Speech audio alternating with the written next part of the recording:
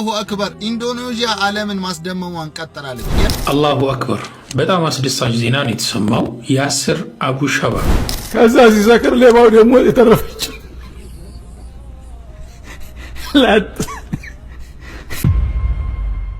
አሰላሙ አለይኩም ወራህመቱላሂ ተዓላ ወበረካቱ። ውድና የተከበራችሁ የኑር ቤተሰቦች እንዴት አላችሁ? ዛሬም ኢንሻአላህ በአዳዲስ ሐላል በሆኑ መረጃዎች ተመልሰን ተገናኝተናል። በጋዛ እንግዲህ ከወደ ፍልስጤም እየሰማን ያለነው መረጃ በጣም የሚያስደስት በጣም የሚያኮራ መረጃ ነው እየሰማን ያለነው። ያሲር አቡ ሸባብ ከዚህ ፊት ይህን ስም ሰምታችሁ ታውቃላችሁ? ማን ነው? የሰው ተገድሏል እየተባለ ነው እንግዲህ በጋዛ ምድር ማን ነው? ምን ሲሰራ ነበር? በምን አይነት ሁኔታ ውስጥ ነው የተገደለው የሚለው ኢንሻአላህ አብረን የምንመለከት ይሆናል። ስትሰሙት መረጃውን በጣም ትደሰቱበታላችሁ ብዬ አስባለሁ። ኢንሻአላህ አብራችሁኝ እንድትቆዩ ሁላችሁንም በአላህ ስም ጋብዣችኋለሁ። በኢንዶኔዥያ የተለቀቀው እንግዲህ አንድ ቪዲዮ በጣም በዓለም ላይ መነጋገሪያ ሆኗል። ምንድነው የሚለውን አብረን እንመልከት። ሌሎችንም መግቢያ ላይ ነገርኳችሁ ቪዲዮ ኢንሻአላህ አብረን የምንመለከት ይሆናል። በትዕግስት አብራችሁኝ ቆዩ። አላሁ አክበር ኢንዶኔዥያ ዓለምን ማስደመሟን ቀጥላለች። የምትመለከቱት ቪዲዮ እንዲህ የአንድ ፊልም ሲን ወይም ደግሞ የአንድ ፊልም ፓርት አይደለም። በቃ ይሄ እያየህ ያለኸው እነዚህ ሰዎች የሚገረፉ ሰዎች ዚና የሰሩ ናቸው። በሸሪዓው አላህ የደነገገው 100 እንዲገረፉ ነው። ለምን አኺራ ይዘው ትሄዳሉ? ይሄንን ወንጀላቸውን ብለው ኢንዶኔዥያዎች በሸሪዓ እየተዳደሩ ይገኛሉ። ይሄው እንደምታዩት ሴቷንም ወንዱንም ይገርፋሉ። ይሄ ዓለምን እያነጋገረና ለብዙ ሀገራት ምሳሌ እንዲሆን አድርገው ነው ይሄንን ቪዲዮ ነው አሳያችኋለሁ እዚህ ጋር መጨረሻ ላይ። ይሄን ቪዲዮ እንግዲህ ተከታተሉት። በጣም ለዓለም መነጋገሪያና ምሳሌ እየሆነች ትገኛለች ኢንዶኔዥያ። ሱብሃንአላህ ኢንዶኔዥያ ላይ እየሰማን ያለነው ነገር ለብዙ እስላሚክ ሀገራቶች መፍትሄ ይሆናል ኢንሻአላህ በብዙ መንገድ። በዚህ በዚና ብቻ ሳይሆን በብዙ መንገዶች እንግዲህ ለሙስሊም ሀገራቶች ለተቸገሩ በብዙ ወንጀሎች ለተቸገሩ ሙስሊም ሀገራቶች መፍትሄ ይሆናል ያ ጀማዓ። ምክንያቱም ቁርአን ለዓለም እዝነት ለዓለም ረህማን የወረደው መፍትሄ ነው የወረደው። ሰላም ማግኘት ትችላላችሁ በዚህ መንገድ። እኛ ሀገርስ ይህ ነገር ይተግበር ቢባል ምን አይነት ነገር ያስከትላል ብላችሁ ታስባላችሁ? ኮሜንት ላይ ሐሳባችሁን አስቀምጡልኝ። አላሁ አክበር በጣም አስደሳች ዜና ነው የተሰማው። ያሲር አቡ ሸባብ በጋዛ የእስራኤል ተላላኪ የሆኑት ሚሊሻዎች ኃላፊ በፍልስጤማውያን ላይ ትልቅ ክህደትን ሲፈጽም የነበረው ግለሰብ ዛሬ በሐማስ ታጣቂዎች ተሸኝቷል። የቅርብ ጊዜ ትውስታችን ነው። ሐማስ ከእስራኤል ጋር የተኩስ አቁም ስምምነት አድርጎ ሰላም ወረደ ስንል ሳሊህ አልጃዕፈራዊ በእነሱ እጅ ነበረ የተገደለው። ዛሬ ለሳሊህ አልጃዕፈራዊም ለሌሎችም ንጹሐን ፍልስጤማውያን ደም ሐማስ ተበክሏል። ያሲር አቡ ሸባብ ተሸኝቷል። እማይነጋ መስሏቸው ከወራሪ ጋር ተባብረው ፍልስጤማውያንን ሲያስለቅሱ የነበሩ ለእርዳታ የሚንቀሳቀስ የነበረን እህል እያገቱ ሲወስዱ የነበሩ በረሃብ ላይ ረሃብ እንዲገላቱ ብዙ እዛው ፍልስጤም ውስጥ እንግዲህ ተፈጥረው ብዙ መከራ በፍልስጤማውያን ላይ ሲያዘንቡ የነበሩት እነዚህ እንግዲህ ስብስቦች ከዚህ በፊትም እንደተረሸኑ መረጃዎችን አሳይቻችሁ ነበረ። አሁን ደግሞ ከተደበቀበት ተገኝቶ መሪያቸው ተገድሏል። አልহামዱሊላህ ረቢል ዓለሚን። እንግዲህ ሙጃሂዶች ጋዛ ሙጃሂዶች በጣም ብዙ ፈተና ነው ያለባቸው። ከወራሪዋ ጎን ለጎን ደግሞ ወራሪዋ የምታደራጃቸው በየጊዜው የምታደራጃቸው ታጣቂዎች ለጋዛውያን ፈተና ሆነዋል። ጋዛውያን እንግዲህ ከወራሪዋ ጦር ደግሞ ከተመለሱ በኋላ ጋዛ ውስጥ የተፈለፈሉትን እነዚህን ሽፍቶች እንግዲህ ማጽዳት ደግሞ ለሙጃሂዶች ሌላ ፈተና ሆኖባቸዋል። አላህ ዘላቂ ሰላም በፍልስጤማውያን ዘንድ እንዲመጣ ሁላችሁም በአላህ ስም ዱዓ እንድታደርጉላችሁ ለወንድሞቻችሁ አደራ ማለት ፈልጋለሁኝ። ወደ ሌሎች መረጃዎች እንሄዳለን። ዱዓ ያ አላህ ዛሬ ወጣቱ ዱዓን ዘነጋ። ወላሂ ትንሽማ ኪስ ከወፈረ የምን ዱዓ ያስፈልጋል ይላል። ሰገደ አሰላሙ አለይኩም ሩጫ። ኧረ እኛማ በቃ ገንዘብ ካለ በምናምን መንገድ አለ ምናምን። ይሄ ሸይጣን መንገድ ነው። ገንዘቡን የለገሰው ማን ነው? የሚወስደውስ ማን ነው? አላህ ነው። ቃሩንን አታው? ቃሩን አላህ ሰጠው። ሀብቱ እኮ ልዩ ነበር።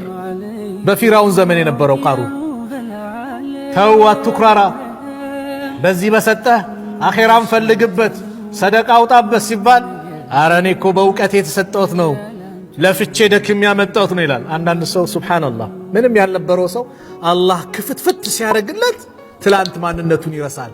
አላህ እንደለገሰው ይረሳል። ከዛ ምን ይላል? ኧረ እኛ እኮ በእውቀታችን ደክሜ ላቤን ጠብ አድርጌ ፒኤችዲን ሰርቼ ስንት ጥናት አድርጌ ያመጣሁት ይላል። እዚህ ደረጃ እንድትደርስ ያደረገ ማን ነው? አላህ አይደል? ስለዚህ ሊመሰገን የሚገባው ማን ነው? አላህ ነው። ርዝቅ ሲመጣ አላህ ዘንድ መቅረብ ነው እንጂ ያለብን መሸሽ አይደለም። ዱዓ ነው አሉ። ሐራም የሚባለው ነገር ጫት ላይ ለምሳሌ እንግዲህ ስትመጣ ከዛ የባሰ ነው ማለት ይቻላል። ጥቅምም አለው አይካድም። ኸምር ቤት ያላቸው ሰዎች ተማንም እኮ ገበያ የበለጠ የሞቀ ገበያ ያለው ኸምር ቤት ነው አይደለም እንዴ? ስንት ነው ደንበኛው የሚውካካው እዛ እየመጣ ሰካራሙ ሁሉ በቀን ስንት ገቢ ነው የሚያገኙት? እነዛ ኸምር በመሸጣቸው አልተጠቀሙም እንዴ? እንደገና የሚገባበዙት ጓደኞችስ እና እስቲ አንዳንድ ብርጭቆ ቀመስ እናርግልና ጎራ ብሎ ይገባል። ደሞዙን በተቀበለበት እለት እንደውም ይጋብዛል 2-3 ሰው ማለት ነው። ከዛ አንድ ሁለቷን ሲከነብላት ጭንቅላቱ ይዞራል። እዛ ወንወቅ ሲለው ለገሌም ቅጅለት ማለት ይችላል። ፊቱ ያለው ሰው ሁሉ ለገሌም ቅጅለት ደሞዙ ዘው አልቋል። በቃ ሙቆት አለ አሁን። ከዛ ትንሽ ቆይቶ ደግሞ ጠጣ እንጂ አፈር የጠጣባት ይላል። እንዴት ሰደኛል? ምን አባክ ታደርጋለህ? በብርጭቆ ይፋለጣል ማለት ነው። ይሄ ጉዳት አይደለም። ከዛ ሲሰክር ሌባው ደግሞ የተረፈች ላት እቤት ሲገባ ምንም ነገር የለም። ይሄ ነው ጉዳቱ። እንደ ወደ ጫቱም ስትመጣ እንደዛው ነው። መጀመሪያ የአጥራ መሳሪያ እየተባለ ይገባል ማለት ነው። ጣኑ ይጤሳል፣ ከተማ ይጎዘጎዛል፣ ምን ይላል ማሻአላህ አልባባሎ። ከዛ በኋላ ግን ሰማይ መሬቱን የመለክ ይመስለዋል ሲሰክር ማለት ነው። እዛ አላህ ያርግላችሁ የማያለ የነበረው አድርጌልሃለሁ ይላል። የሞቀው ሲሰክር ማለት ነው።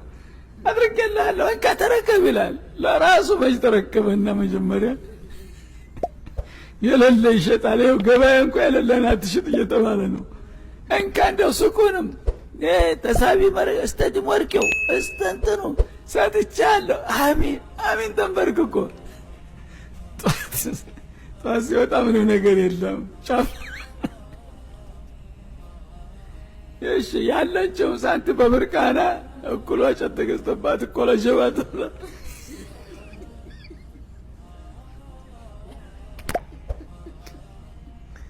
ስለዚህ ጥቅም አለው። ጥቅም ካለው እሺ ለትንሽ ጥቅም ብለህ ለምን ብዙ ኪሳራ ውስጥ ትገባለህ ነው። ይሄ ህክማ ነው። አላህ በግልጽ ያስቀመጠው ነገር ነው። ጥቅም የማይለለው ነገር መቼም ሰው መጀመሪያውንም አያረገውም አይለምደውም እኮ። ግን ለትንሽ ጥቅም ብለህ ከባድ ኪሳራ ውስጥ አትግባ። አቅልህን አትጣ፣ ዲንህን አትጣ። በጣም ክቡር የነበርከው ሰውዬ የሰካራም መጣ እየተባልክ መሳለቂያ መሆን የለብህም ነው የሚለው አላህ Subhanahu Wa Ta'ala። እና ያ ነገር እንግዲህ ከዚህ ተጥቅምና ተጉዳቱ አኳያ ሲታይ ጉዳቱ ያመዘነ ነው። ተሁሉም የበለጠ ጉዳቱ የሚያመዝነው ጫት ነው። በዛው ላይ ዲን ጋር ይዛመዱታል። ጫትም የቀምሰው ወልይ ነው ተብሎ ነው የሚታየው አይደለም እንዴ? ያንን የማያረግ ሰው እንዳውም ቢልአክስ በቃ ዲን የማይወድ ተደርጎ ነው የሚወሰደው ጃሂሎቹ ዘንዳ ማለት ነው። ስለዚህ የአላህን ዲን ዝም ማይረባ ቅጠል ጋር አያይዘህ እንዴት አድርገህ ነው አንተ ሀጃ የሀድራ መሳሪያ ትላለህ? የነብዩ እንግዲህ አያውቁት መፈጠሩን ሰምተው አያውቁም። ሰሃቦች አያውቁት፣ እነ ኢማሙ ሻፊዒ አያውቁት። ከየት መጥቶ ነው የሀድራ መሳሪያ የሷሊሆች መሳሪያ የሆነው? ተየመንና ተኢትዮጵያ በስተቀር በዓለም ላይ ቢፈልግ አይገኝም እሱ። ስለዚህ ይሄ ያው የልማድ ሰለባ ሁነን ያው የለመዱትን ነገር ሰዎች መጥፎም ቢሆን ያወድሱታል፣ የማያውቁትን ነገር ደግሞ ይጠሉታል እንጂ እንደሱ ጸር የለም። በእውነቱ ከሆነ ጫት በጣም ጎጅ ነገር ነው። መጥቷል እኮ ነው በመስፈርቱ ውስጥ ገብቷል። መስፈርቱ ውስጥ ኸምር የተከለከለባቸው ምክንያቶች እሱ ውስጥ አሉ ነው እኮ። ስሙ መጠራት ላዚም አይደለም እያልኩኝ እኮ ነው። አሰላሙ አለይኩም ወራህመቱላሂ ሸኻችን በጣም ነው የምወደው። የእርሶን ፕሮግራም እከታተላለሁ። በፊት የሰለዋትን ጥቅም ብዙ ጥቅሞቹን አላቅም ነበረ። እርሶ ካስተማሩን በኋላ ግን በሰለዋት በዱዓ በህይወቴ የገጠመኝን ነው የምነግሮት። ይሄንን ታሪክ በደንብ አዳምጡ። እኔ የምኖረው ሳውዲ አረቢያ ነው። ያው ኢቃማ የለኝም ወይም ህገ ወጥ ነኝ። ዱዓ እያደረግኩ አላህ ወንድ ልጅ እንዲሰጠኝ አላህም አላሳፈረኝም። ያው እርግዝና መጣ። ምጤ ሲመጣ ህመሙ ሲበረታብኝ ምጤ በሰለዋት ይታጀበ ነበረ። የግል ህክምና ሄድኩኝ። ልጁ ክብደቱ ትልቅ ስለሆነ ልንረዳሽ አንችልም አሉኝ። ከአንዱ ሐኪም ቤት አንዱ አንቀበልም ብለው ሲያንከራትቱኝ እንደውም ትሞቻለሽ ብላኝ ነበረ ነርሷ። እኔ ግን ተስፋ አልቆረጥኩም ነበር። ሸሃዳና ሰለዋት ብቻ ነበር በምላሴ የምለው። ከአንዱ ህክምና አንዱ ህክምና በታክሲ ሆኜ ስንከራተት ሱብሃንአላህ ታክሲ ውስጥ ልጄን በሰላም ተገላገልኩ። አልሐምዱሊላህ ሱብሃንአላህ። ዶክተር የለ ነርስ የለ። እናትረሱ ይሄ ኢትዮጵያ ውስጥ ያለ ገጠር ከተማ አይደለም። ይሄ የሆነው መምለካ ነው፣ ሳዑዲ ውስጥ ነው። ከዛስ በሰላም ተገላገልኩኝ። ዶክተር የለም ነርስ የለም። አላህ በሰላም ጤነኛ ልጅ አሳቀፈኝ።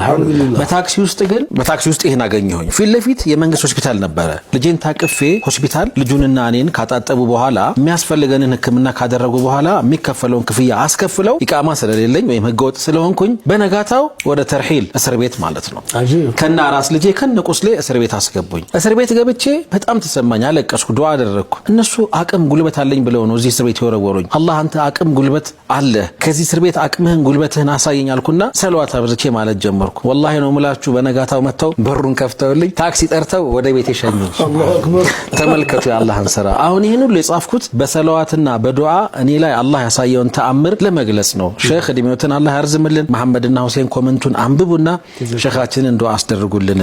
አላህ ርዝቃችንን እንዲከፍትልን። አብዛኞቻችን እህቶች ወንድሞች ሳዑዲ ስራ ጠፍቶ ብዙዎቻችን ተስፋ እየቆረጡ ነውና አደራ ዱዓ አስደርጉልን። አልቅስ፣ ቶሎ ወደ አላህ ትቃረባለህ። የታለበው ወተት ጡት ውስጥ እንደመመለስ ነው።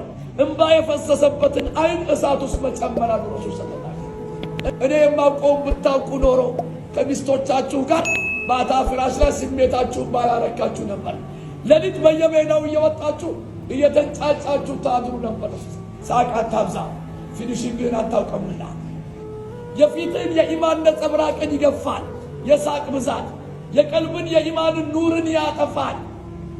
إلا حبسك متاريك سلبا يمكن إلا جدا متاريك روحي ما وعلكو التنقوري متاريك روحي كلو عندنا متاريك أصل ما يمكن إن كنت الدنيا دي متى يمكن يوم القيامة يرو تصالوا ويتاتا انت أكويتك انت اللي مكك حريت تهتن انت كنت إدارة ما يركليني ينحان عنبوك لعبط بحسيني يلي فروي صلى الله عليه وسلم እናት መንትዬ ልጆች አላት።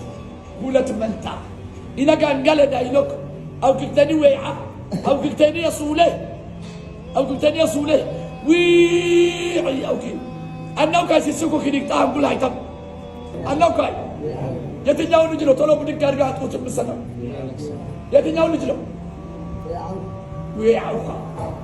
ወይዓው ያለ ሲስኩ መርሐባ ይዳሰው ያለም ለዲሞላ ይመጣ مستعدين شعب ألقص فإن لم تبكوا فتباكوا وعوايتين وعتانا ينحكها قرآن ستقرأ ألقص ذكر ستذكر ألقص دعاء ستدرك ألقص يا قرآن إن هذا القرآن نزل بالحزن فإذا قرأتموه فابكوا فإن لم تبكوا فتباكوا القرآن حزن نوبي كاتك لو وعوايتين وعتانا ينحكها هي اللي فرمس أسأل يا مكانمي سرك عبرك إيمان كفدت تصا يفتين يا إيمان